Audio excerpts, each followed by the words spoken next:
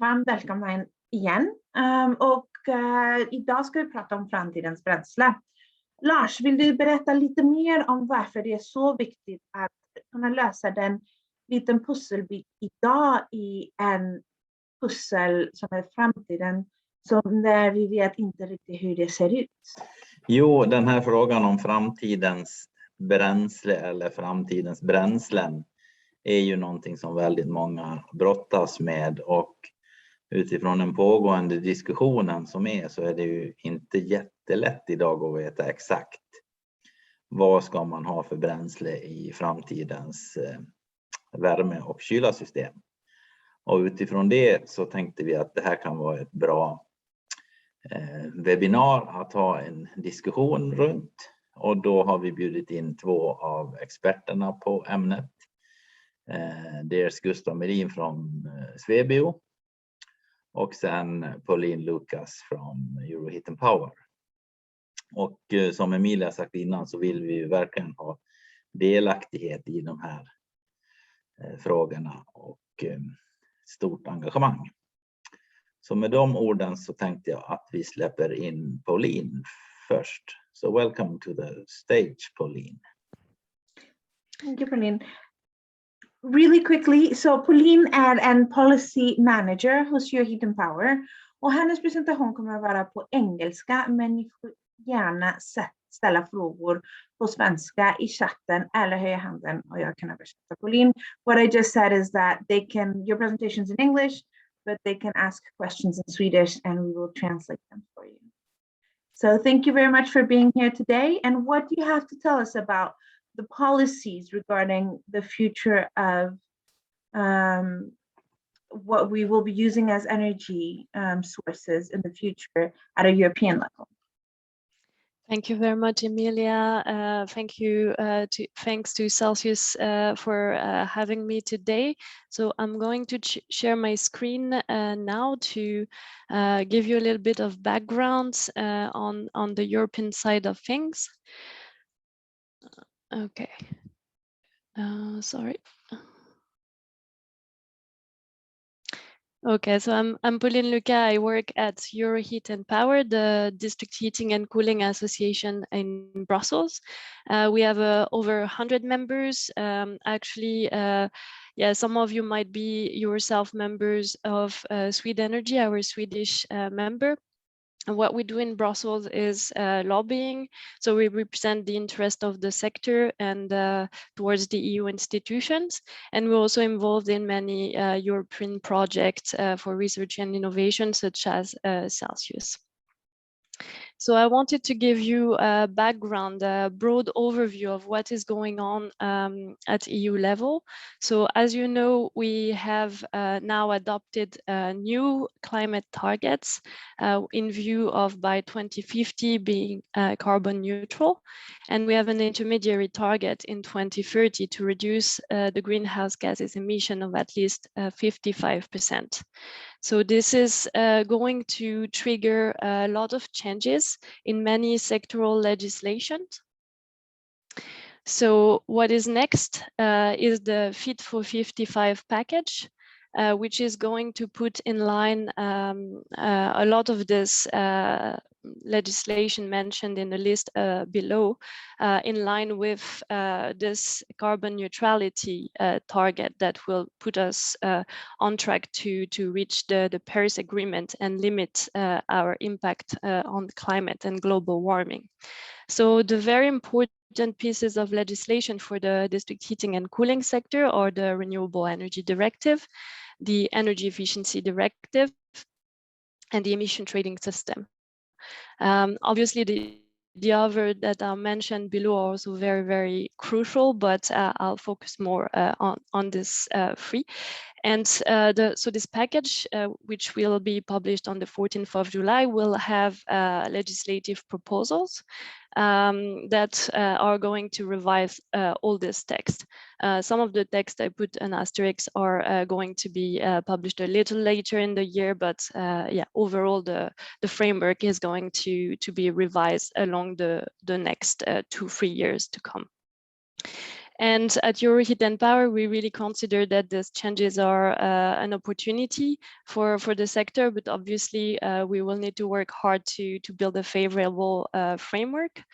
And this is what we've been doing along the years, and we've seen really positive developments on the EU level with regards to recognition of the importance of heating and cooling, and the importance of district heating as a source, as a tool for decarbonization. And is actually leading me to the next slide. So we know what is coming. We've been involved as a stakeholder in many of the public consultations, and also the dialogue with the European Commission. And recently there was a leaked draft of the Renewable Energy Directive, so the so-called RED III. And we are quite pleased to see a positive spirit for the district heating and cooling sector. And obviously, in addition to the general renewable energy targets, an increase also in the renewable energy target for district heating and cooling. And we've attached a very positive wording concerning district heating, which is really seen as an instrument to decarbonize, and also to provide flexibility to the whole energy system. So this is just a leaked document. This is not the final proposal, but this gives you a bit. This gives us a bit of taste of what is coming on the 14th of July, and already positive indication of the spirit of this text. So this is quite important, and here I've borrowed a slide from our colleagues from Bioenergy Europe. This is not specifically on district heating, but this is about heating and cooling generally, and we see that well, we have around 20% renewable share in the energy system, and most of this in heating and cooling, and also by extension in district heating, is coming from solid biomass. So this is an important point. This is also a focal point of the revision of the Renewable Energy Directive. And this leads me to what kind of priorities do we have in this upcoming revision for the renewable energy. So basically, this is very clear that to reach this carbon emission reduction, we will need to increase the ambition with regards to renewables, next to, of course, energy efficiency, so to reduce the demands. But I'm focusing here on renewables. So it is really expected to increase, and therefore bioenergy will continue to be a key source for the energy production.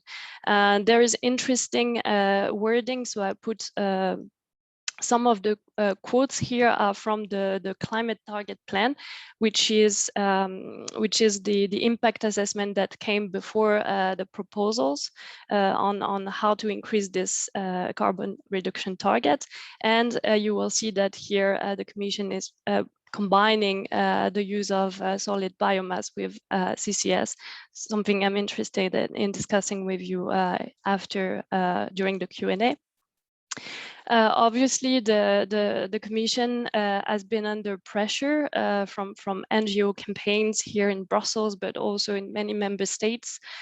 So it's really trying to strike a balance between the need to decarbonize and to use biomass, but also to limit any negative impact on biodiversity, and also increase carbon sinks, natural carbon sinks, as they will have a very important role to play to achieve the decarbonization target. There is, as I mentioned, the Commission was really under pressure, and this pressure was mainly focused on the sustainability of forest biomass or woody biomass. And there were a lot of campaigning, and yes, so the Commission wants to stay pragmatic. This resources has to be used for the energy transition, but it will, in the upcoming proposal in July, propose to reinforce the existing sustainability criteria for forest biomass, despite the current one not being even fully implemented yet. So this is what we learned, and a little bit less perhaps relevant for the heating and cooling sector, but nevertheless still interesting. The approach for transport is to favor advanced biofuel, but that is not really a surprise. So just my main message with this presentation will be to tell you that I think sometimes we give a lot of it. There's a lot of attention put on the campaigning, on what we see in the media reports concerning the use of biomass and forest biomass in particular. However, this resource is still very much taken into account and will be used. And this graph is actually taken from this climate target plan. And as you can see, bioenergy as in the 2050 scenario. So there are different scenarios with the letters you can see, and they're just a collection of different policy options. But you see there are not so many differences between them, but the role of bioenergy in 2050 will still be important. Obviously, the other types of renewable will also develop alongside. And the Commission, so this is a scenario from the Commission, so this is not reflecting, no one can predict the future, but this is how they have articulated their policy proposal. Based on the future mix that they're forcing. There will also be, to some extent, hydrogen. And I think natural gas and oil will substantially decrease, and coal will fully disappear. So this is a little bit like the vision of the future according to the Commission. And with regards to district heating, this is, I think, also reflected in our vision, that we see still strong elements of biomass used in combined heat and power to provide a flexibility to a system that will increase its share of renewable and also waste heat. So here are represented the different types of waste heat from industry, but also tertiary. So everything will come together in a more flexible energy system, and flexible and digitalized and decarbonized energy system. So this is a little bit my messages for today, just to give you an overview. And I'm interested in sharing views with you on what do you foresee for the revision, especially if you see any particular concerns with the sustainability criteria revision. I'm also interested in discussing the role of bio-CCS, especially in Sweden. We see interesting development in the country. And what type of support would be needed from the EU level, perhaps. And something that is also upcoming and perhaps less used in district heating, but we already see the interest from our members, namely in France, for instance, on biogas. So very interested in sharing your views on these questions or any other question you may have. Thank you for your attention. Thank you for that very interesting presentation. Finns det frågor till Pauline gällande hennes presentation, det som man kan förvänta sig på europeisk nivå? Kom ihåg, ni kan höja handen eller skriva dem i Q&A. While people think a little bit about the presentation, and I think the questions you said are really, really great, and I would love to get Gustav's input on them. So I'm thinking I'll save them to the discussion part at the end. But I think two things you pointed out were really, really great is the revision of all these new directives. These are directives that have been in place for a while now, right? And they're being reviewed. How do you see that revision process? Do you think the first round was efficient enough and that's why they need to get reviewed, or were they not ambitious enough and that is why they need to get reviewed? I think what we've seen in recent time is a complete shift.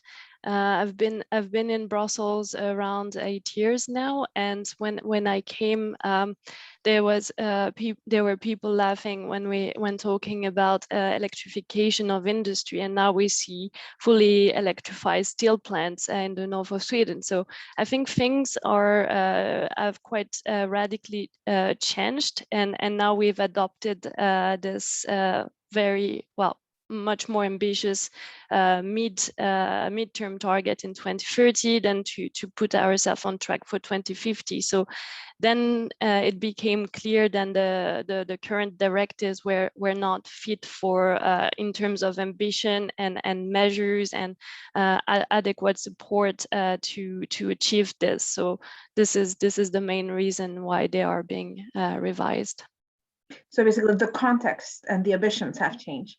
And so this is, once again, when looking at the future, it's something important to keep in mind when we need to decide, okay, what are we going to use as energy sources, considering how quickly the environment we are moving in is changing. Thank you. And I would like to take this opportunity to transition over to Gustav. Gustav, tack så mycket för att du är här med oss. Och du är vd hos Svebio och ordförande hos Bioenergy Europe och ska prata lite mer om framtidens bränsle. Välkommen, tack för att du är med oss och ser fram emot att Thank you. Kära. I guess I do this in English because so that Pauline can understand what I say as well. Perfect. And you can see my screen now, or? Yes. Yeah, fine. Yes, it's an interesting topic, what kind of fuels we are able to use in the future. And I guess the answer is hidden in if it's going to be fact-based or if it's going to be more political views that are deciding what kind of fuels that we can use. And today, my opinion is at least that the EU is not fact-based. It's only the political views and the NGOs guiding a lot of the agenda. I don't agree about that. The reason why there is a review on or proposed review for RED 3 on the sustainability criteria is due to the higher ambitions. I think it's due to that the NGOs has the ambitions to stop bioenergy. I mean, we have the most regulated energy source ever. That's bioenergy. We have the sustainability criteria already. They are on a quite high and good level, but there is no sustainability criteria whatsoever on fossil fuels, on batteries, on solar, on wind. So you can produce those energy sources in whatever way. Okay, I start there. So what is the kind of, what will the future be in the EU when deciding the policy? If it's fact-based, there is no problem for the bioenergy development. But if it's campaigning and political views that are going to decide, then we have an issue. The Swedish Bioenergy Association, we have 270 member companies and some personal members as well. And as you said, I'm still in the board of the Bioenergy Europe, but I was president for 6 years, but that is almost 6 years ago now. So it's time flies. And you know about this development in Sweden that we have, since we introduced the carbon tax, we have had a very good development of the bioenergy development, going up more than doubling, and we have a decrease of, I think it's now 29% of the emissions since 1990. And I think this is interesting, this diagram in this group of people also. I mean, the share of renewable energy in total energy used for heating in Europe. Then we, in 2017, were on almost 70%. And you saw the Bioenergy Europe picture that Pauline showed, that Europe as a whole is on 19.5%. And this is, of course, mainly due to bioenergy and district heating and combined heat and power. I think it's a rather easy step to take to get rid of a lot of fossil emissions when using more combined heat and power. Only that step will take away tens of percent of fossil emissions. But then the next step to switch from renewable or fossil combined heat and power to renewable combined heat and power will do almost the whole job of getting down the emissions to half of what we have today, since heating is about 50% of the energy use in Europe. Transportation is 25% and electricity use are 25%. So heating is about 50%. So if we can use combined heat and power, then we have the 25% electricity, which is almost enough for all the heating. And then we get rid of 50% of the energy use, since we waste all that heat that is produced when producing electricity. So I think a lot of lobbying on that sector, combined heat and power sector and district heating, would be a great way forward.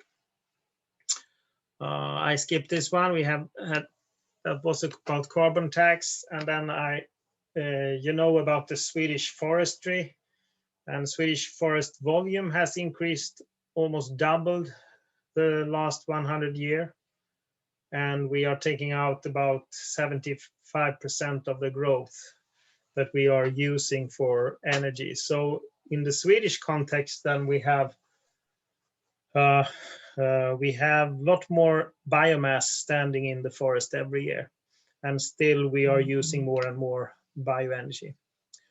I think we can maybe discuss that later. And I just stop with this picture about managed forestry and the carbon or climate neutrality of bioenergy, because most of the NGOs then claim that since we harvest around here, we say that the forest cycle is 100 years maybe, and then we harvest after 100 years, then it takes a long time until we have had the regrowth to assimilate all that carbon dioxide that was emitted when we harvested.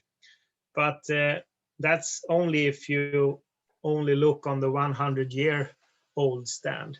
But the forestry, as you know, is the whole population of trees. So it's all the 1 years and 2 years and 3 years, and they are all growing. So 99 years of the forest is growing, and we do thinning and we take out branches and so on to use for energy during the growth. So the 99 years of growth has a lot more growth than the 1 year of harvesting. So that's why the Swedish forests continue to be larger in volume and to keep more carbon in stock. So that's why we claim, rightly, I think, that bioenergy is climate neutral, and that the NGOs are wrong when they say that it takes a long time to collect that carbon that we emit. This goes for the population, the forest. If you look at the individual, the tree, then of course the tree has to grow before burning. So bioenergy is in that sense always climate neutral, and especially when we follow the sustainability criteria that is already in place. If we don't follow the sustainability criteria, you are not allowed to use the wood chips. So you can always claim that it's in balance, because that kind of system where you take out more than it's growing, that's not allowed. This January, we had this GRC report published, the use of woody biomass for energy production in the EU. And I recommend reading this report because it says that bioenergy is complex, but there is plenty of options to produce bioenergy sustainably. but you have to do it the right way. You need to follow the criteria and so on, and then there is no problem. Actually, the NGOs then have said that this report shows that of 24 different routes, 23 is unsustainable, which is not true, but maybe it was 6 that was sustainable. On the other hand, 6 of the roads that they showed for using bioenergy in this report was illegal according to the sustainability criteria. And of course, there is a lot of possible illegal ways to produce bioenergy if that is what you focus on. On the other hand, it's thousands different options or routes to produce its sustainability. It's about doing it the right way. It's like in traffic, I used to say. I mean, you can follow the rules and drive your car according to traffic rules, but you could also drive in a totally other way, which creates chaos. And it's a choice that we have to make. The other thing I would like to say about this report was that only the day after it was published, both WWF in Brussels and the European Academy Science Advisory Council were out in the media and said that bioenergy, that this report says that the bioenergy is worse than fossil coal. And this is not at all true. It doesn't say that anywhere. But that was published in Sweden and also in Europe. So it's a lot about this campaigning. It's not always fair. And we look upon it a bit like this, that this person from the NGOs then says that we collected 8 stories that shows that bioenergy is worse than coal. But we know that there are so many other projects or ways to do this to make bioenergy being a really good renewable fuel. I can stay there and I think we can have a discussion instead of me talking. Okay.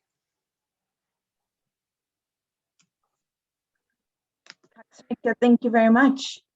We have a question here from Eric. It's in Swedish, so I'll read it in Swedish and you can choose to answer it in Swedish or in English as you like. So Gustav, NGOs är väl en heterogen skara. Naturskyddsföreningen i Sverige vill dubbla blötuttaget till 2040 och därefter minska. Yeah, it's about that the Swedish Nature Conservation Association is a bit better than other NGOs, and it's true. But if you look on the long-term plans of the Swedish association as well, there is not so much bioenergy in their development. But I agree that there is. It's a bit different between the different associations, and for example.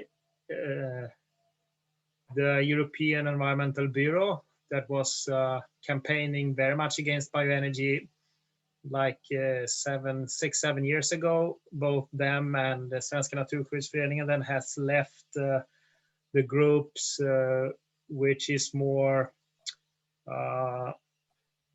bird life and Greenpeace and World Wildlife Fund in Brussels, that is worse, so to say.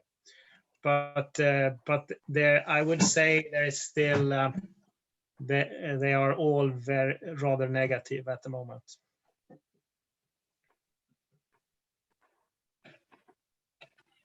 Maybe what do you suggest can be done to improve that? Was it a question to me? Yes. I think the NGOs or those people that have this kind of view are a very small percentage of the total, but at the moment we let them have a very large room, so to say, in media. So I think the discussion should be more fact-based, and also, I mean, we should argue with the NGOs also about their views and the fact they base their arguments on. Like when it comes to this GRC report, for example. So when it's so obvious that they don't follow the data and so on. So I think there is a lot of work to continue to just follow up with good reports and good data and so on. Then I think it will be solved. So I have trust in that we will continue to have a positive development. But then, of course, we need to get rid of writings in the directives about that we should measure the emissions in the tailpipe instead of having a well-to-wheel or life cycle analysis on the emissions. But because, I mean, obviously the batteries need to be produced in a renewable energy way instead of that it hasn't any matter at all if it's produced by fossils or by renewables. Because, of course, for the climate, it depends. So I think when the policy is wrong, it doesn't have a good effect on the climate, and then we have to adjust. And it comes both on that the climate you can't cheat the climate and you can't cheat economy. So several of the solutions that are proposed, like hydrogen, for example, I think there is a lot of good possibilities for hydrogen, but I still think it's only some percentage of the energy market because it's so expensive.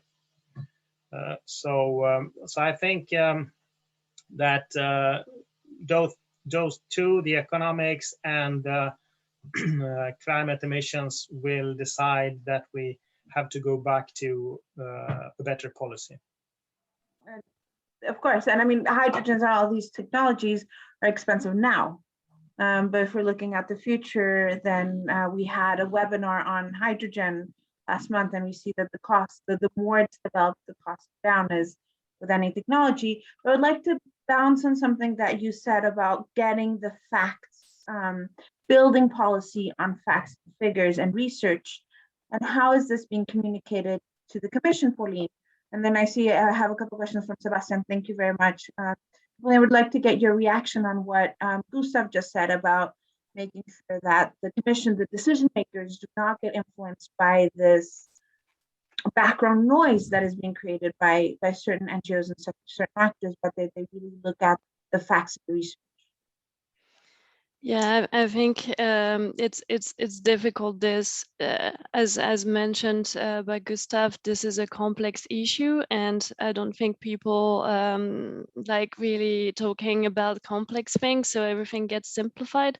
Now, I think you need to differentiate between the European Commission and the European Parliament, and also perhaps the member states, the Council of the European Union, because this was what I was trying to get across.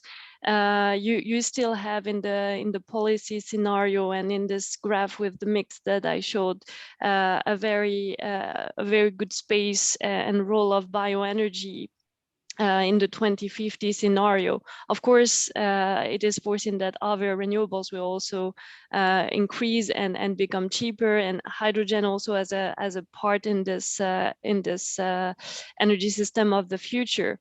But I think the European Commission is very much aware that, and this is also one of the messages in the GRC report, that bioenergy is needed.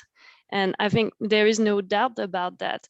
And of course, it needs to be sustainable bioenergy. But I would like to move on to Sebastian's question here. You mentioned that bioenergy has a great potential. How can the European supply of wood meet the demand of energy in a sustainable way? And how much of the fossil part can it replace? So this is a question of, and then he has a follow-up question. That is in what time? But yes, Gustav, please start with those first ones. We haven't done the calculations for Europe as a whole. We have done it for Sweden, and there's a lot of studies on the global level. on the global level, both for Sweden and on the global level, there is a lot of scientific studies that claims that it's possible to use 100% bioenergy only and to cover all energy needs. We don't go so far. We believe that bioenergy will supply around 50% of total energy needs, and it's possible to do in Europe, but I guess we will need some import since a lot of people living in Europe, and there is more biomass in other regions. So as today we have imports from very small volumes, but still a little from Belarus and Russia and Canada. So I guess we would also be able to import it from Africa, for example, if there would be a production of biomass starting up. Then I would also like to say that it's important to have, if we are going to have a bioenergy supply, I think the agriculture, food and feed crops is one of the most important topics to discuss, because the major part of the potential is on agricultural land, and a lot of it on current agricultural land, and also with agri-wastes and agri-residues. But the last 60 years, the yield increase has gone up a lot quicker than the population increase on the globe. So per hectare, we produce more food today or food to more people today than 60 years ago. And that's a current development. So we don't need more land, as most people say. We need less land. And the effect of that, both in Sweden and the rest of the Europe, we put down arable land and have a lot of abandoned land that we could use for energy, of course. But I think that's one of the faults in the European policy, not to use that kind of land for energy production. Like farmers could produce their own biofuels for their own transportation needs, so to say. Exactly, and then you reduce the fossil fuel emissions for transportation of those fossil fuels. But I think no one really knows how long, so to say, or how much bioenergy there could be, because we are not near to test it. What we work for is to have a more level playing field so that it's possible to test it. And it could go rather quick. I mean, the Swedish switch from 12% to 38% of bioenergy has been done in about 30-35 years. But that we haven't really focusing on doing it quick. So I believe we could have done that in half the time if we would like to. So maybe 15-20 years. I have a follow-up question actually on this. So I think the initial question was around how much the supply of biomass and perhaps forestry biomass, but what do you see as most promising or most likely sector for the development, and what would be the sort of bioenergy of the future? Especially I see when I look at at the numbers that we have for district heating, there is as I shown, most of it is solid biomass and waste as well. But I see also an increasing perhaps share of biogas. Could you elaborate on this, like the sector and the type of biomass? Yeah, actually my last chronicle in our magazine, the Bioenergy and the Swedish version, I wrote an article about the Paralysis Society, which I believe is extremely interesting, especially for the combined heat and power sector, because with pyrolysis, that's you're heating up wood or some kind of other biomass without oxygen, and then the biomass is divided in a gas, a liquid, and a solid part. And the solid part is charcoal. So you can use that charcoal either as a raw material for the steel and cement industry. You can use it as bags or put it in the ground if you like to collect carbon. It's a very cheap way of collecting carbon. Or you can just let it go further into your combined heat and power station to produce heat and power. So you have three options, and you connect this kind of pyrolysis reactor to your combined heat and power station. The good thing is then that you can run your power station 24/7 the whole year round. And so that's the solid part, the charcoal part.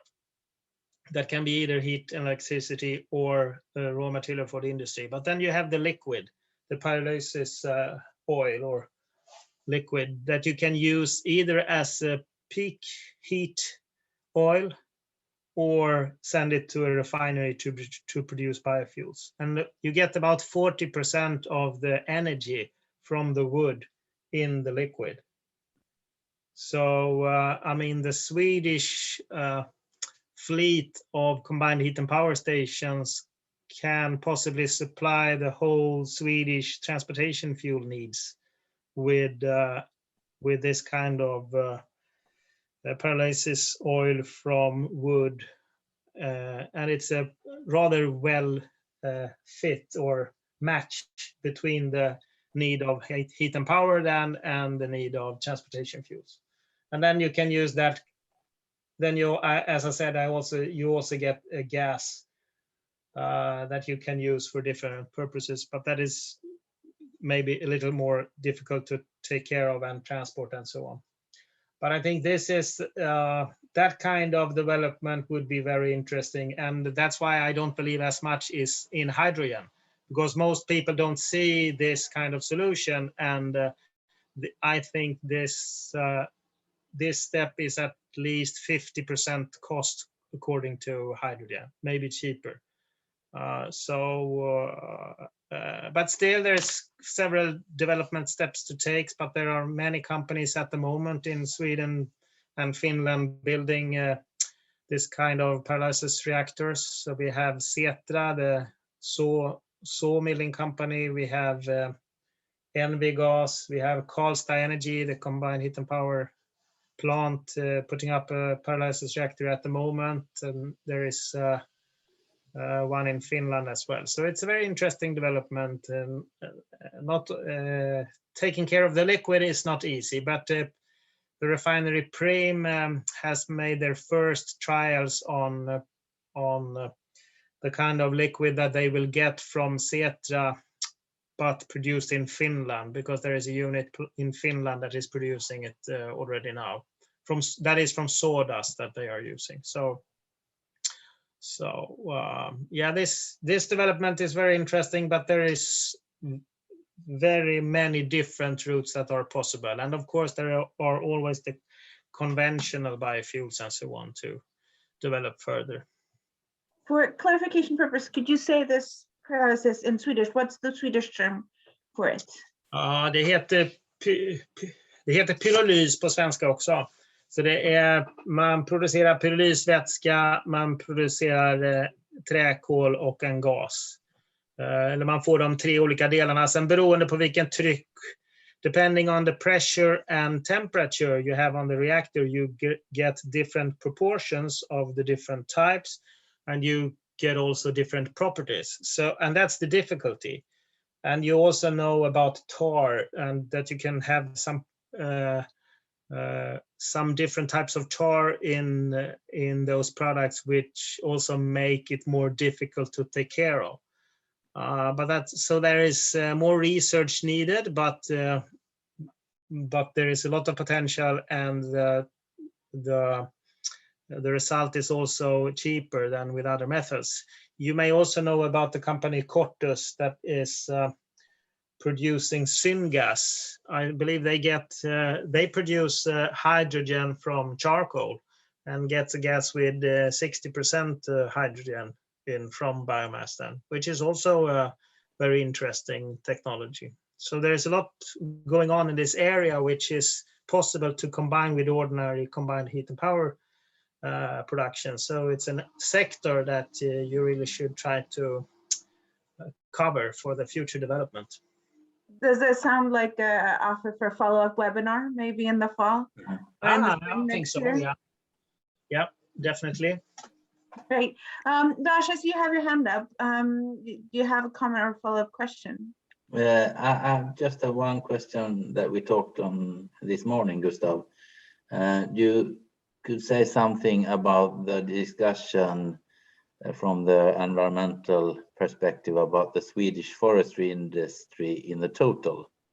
What is your point of view on that debate, and how will that affect biomass for energy? Yeah, I'm not. Easy question.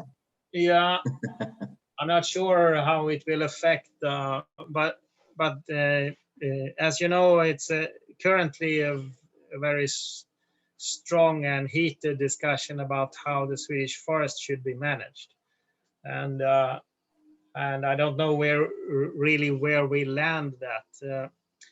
It's also about ownership and who is responsible for how to manage the forest. But I think that it's a very different view on the result on how you manage forests.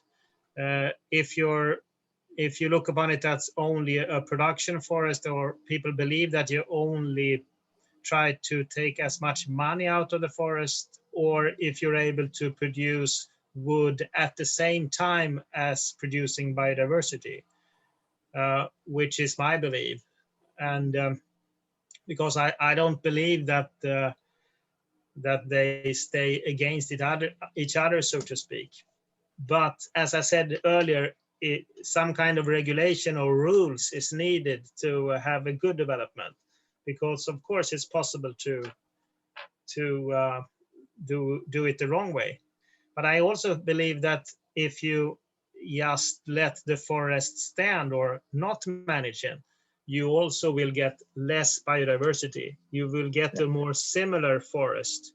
So to keep a good forest, to keep up biodiversity, you need to manage also forests. And I believe that the largest loss of biodiversity that we have in Sweden at the moment is what we call ängsmark and hagmark, meadowland, bushes and areas where cattle go and eat and feed and so on, because we are losing a lot of different kinds of plants, or both butterflies and different types of bugs and so on, which is not so common if you don't keep that land as we used to have it. And thus the little animals. I love your circle with the of the time life of the forestry. And you did have animals in there, which represent this. Thank you very much. We have 1 minute left, so I would like to ask both Gustav and Pauline, before you go, if you have one message for our listeners today, what would that be when considering the future of energy sources? Framtidens, bränsle. Future fuels. Yeah, if I start, then I think it would be to engage in the policy development and try to keep it more fact-based, to actually measure emissions, particles, and so on, to tell about what kind of emissions that you have at your combustion, and show that it's not a big environmental problem. And if it is, make something about it. Engage at a Swedish level or a European level? I think it has to be on European level. So being active in Euroheat and Power is a good way forward also. And sometimes in Bioenergy Europe also. And I believe we need to talk a lot more about that. The emissions when combusting biogenic materials can be quite all right, not a problem. And we are all human beings. We live due to combustion. So it's not so strange. What about you, Pauline, if you had a 1 minute message? Okay, with regards to engagement and collaboration, we will definitely continue doing that at EU level. And for my message, I think the system of the future is complex, and if we want to integrate many more renewables, so not only biomass but the other solar, thermal, geothermal, etc. We will need the flexibility that can be provided by fuels such as bioenergy in a combined heat and power plant.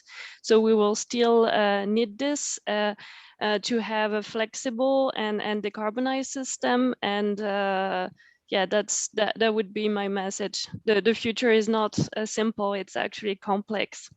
But that's our mission to get this across. So it'll stay complex in a way because today's world is complex. Having said that, I want to thank you both, Gustav and Pauline, for your time. Thank you very much for sharing your knowledge and participating in the discussion. Thank you to everybody who listened to us. Tack så mycket för er tid. Hoppas att ni har en fantastisk sommar. Inspelningen kommer att vara tillgänglig på YouTube och vi skickar den via mail. Tack så mycket. Tack så mycket. Hej då. Bye bye. Hej då. Bye. Tack.